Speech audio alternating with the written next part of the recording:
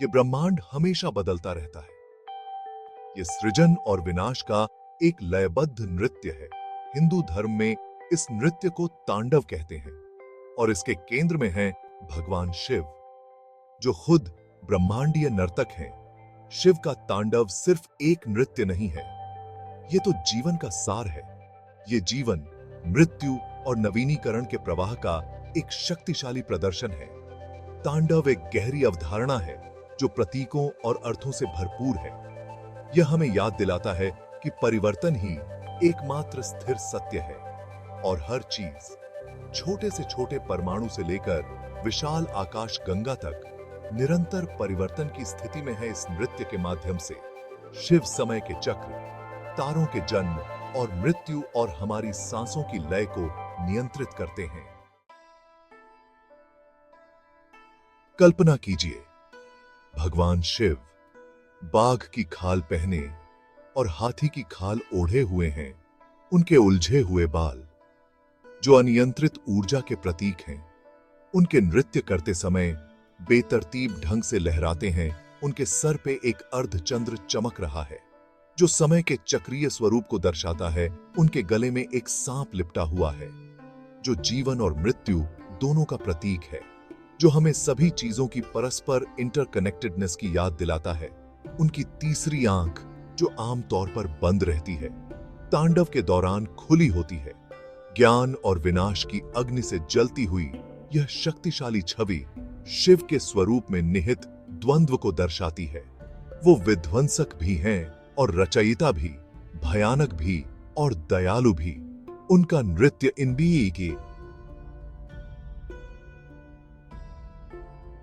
इन विपरीत दिखने वाली शक्तियों का एक दृश्य रिप्रेजेंटेशन है, जो सामंजस्यपूर्ण रूप से एक दूसरे से जुड़ी हुई हैं। जैसे ही शिव नृत्य करते हैं, पवित्र नदी गंगा उनके जटाओं से बहती है, जो पृथ्वी को पोषित करती है और जीवन को बनाए रखती है।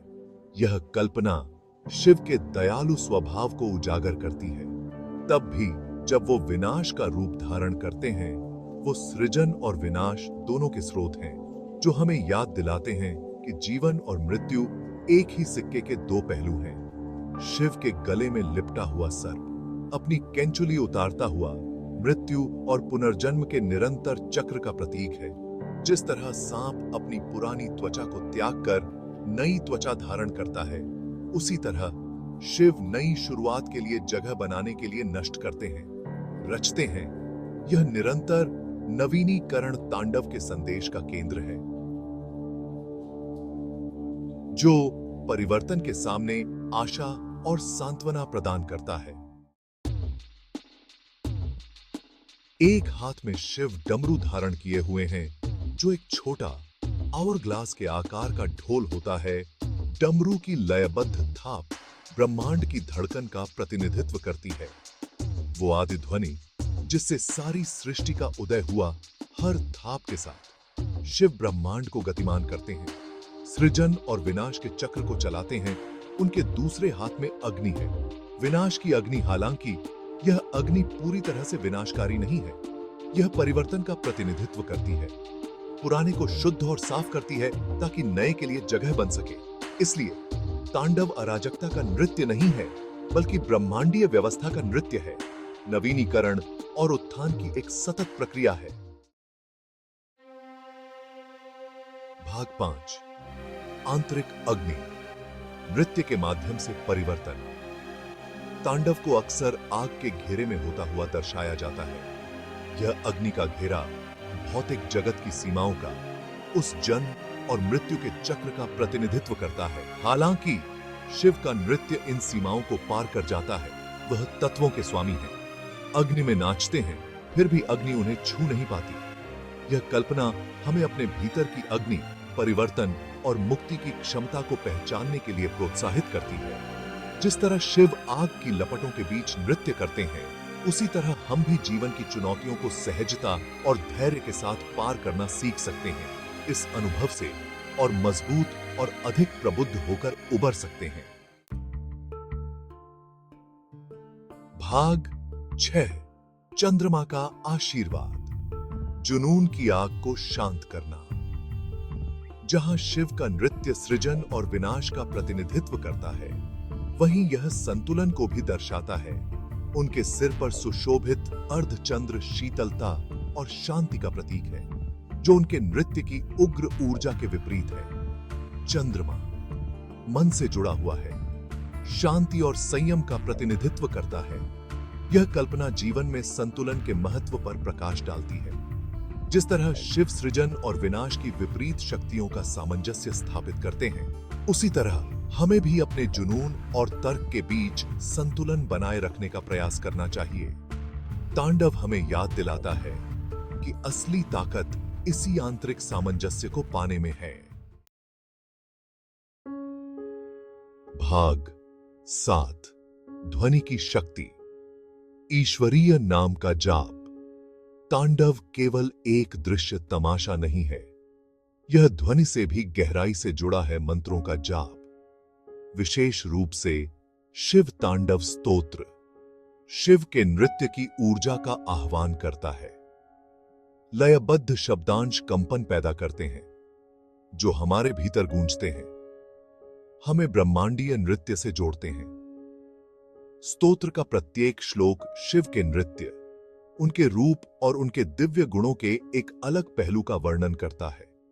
इन श्लोकों का पाठ करके या बस याद करके हम शिव की परिवर्तनकारी ऊर्जा को अपने जीवन में आमंत्रित करते हैं। तांडव को न केवल एक बाहरी घटना के रूप में, बल्कि एक आंतरिक वास्तविकता के रूप में अनुभव करते हैं। भाग 8, तांडव का अनुभव। शब्दों और छवियों से परे। हालांकि तांडव का असली सार दृश्य अभ्यावेदन और मौखिक विवरण दोनों को पार करता है। यह एक ऐसा अनुभव है जो भाषा और रूप की सीमाओं से परे है। तांडव को वास्तव में समझने के लिए हमें इसकी लय को अपने भीतर महसूस करना होगा।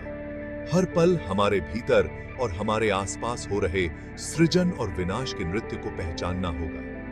ध्यान और चिंतन हमें इस सार्वभौमिक नृत्य से जुड़ने में मदद कर सकते हैं। अपने मन को शांत करके और अपनी सांसों के उतार चढ़ाव, अपने दिल की धड़कन को देखकर हम ब्रह्मांड की सूक्ष्म लय को समझना शुरू कर सकते हैं। तांडव को हमारे अपने प्राणियों के भीतर सूक्ष्म स्तर पर खेलते हुए देख सकते हैं।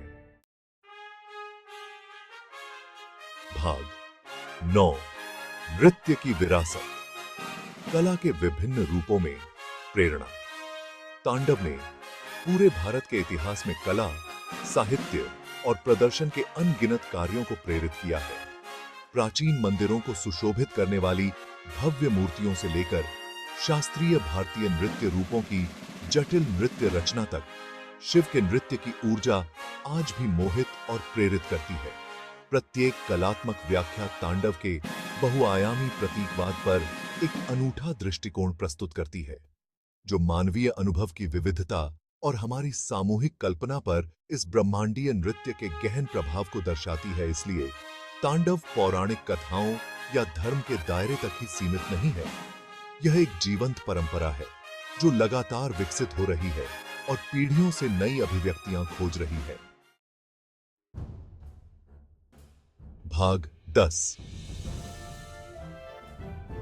तांडव, ईश्वर की एक कालातीत अभिव्यक्ति। शिव का तांडव सिर्फ एक नृत्य से कहीं अधिक है। यह अस्तित्व के सार के लिए एक गहन रूपक है। यह समय की चक्रीय प्रकृति, सृजन और विनाश की परस्पर क्रिया और ब्रह्मांड को नियंत्रित करने वाले निरंतर परिवर्तन को समाहित करता है। यह हमें याद दिलाता है कि परिवर्तन अपरिहार्य है और इस परिवर्तन के भीतर अपार सुंदरता और संभावना निहित है। तांडव पर चिंतन करके हमें अधिक अपने अस्तित्व की क्षणभंगुर प्रकृति की सराहना करना शुरू कर सकते हैं। अनित्यता के सामने शांति और स्वीकृति पा सकते हैं। नृत्य हमें जीवन के पूर्ण स्पेक्ट्रम को अपनाने, सृजन और विघटन दोनों में आनंद खोजने और ब्रह्मांड के हर पहलू को अनुप्राणित करने वाली दिव्य चिंगारी को पहचानने के लिए आमंत्रित करता है।